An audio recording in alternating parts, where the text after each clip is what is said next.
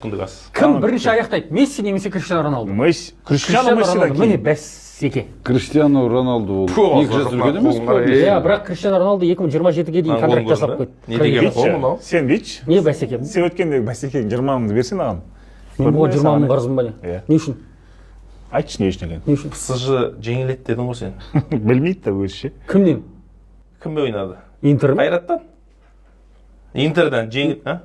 Бүйтіп айтты. Ямал мен кімді не қылдыңдар ғой? Сен Телеграмда не қылды дауыс Кім жеңді? Ямал жеңді. Ямал емес, мен кімге қақпашыға бәстескен едім ғой мен.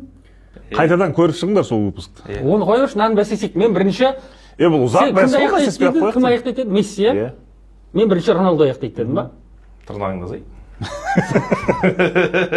Сәл қате айтып жібердім ол деймін мен, бірақ бәстестік не болса. Не айттың сен өзі? Тап-таза ғой жұмысың ғой. Жоқ, оны біліп тұр ғой. Жайдарманға дайындалып жатыр ғой. Жайдарман демекші, бір команда шығару керек, комментаторлар дедің ғой.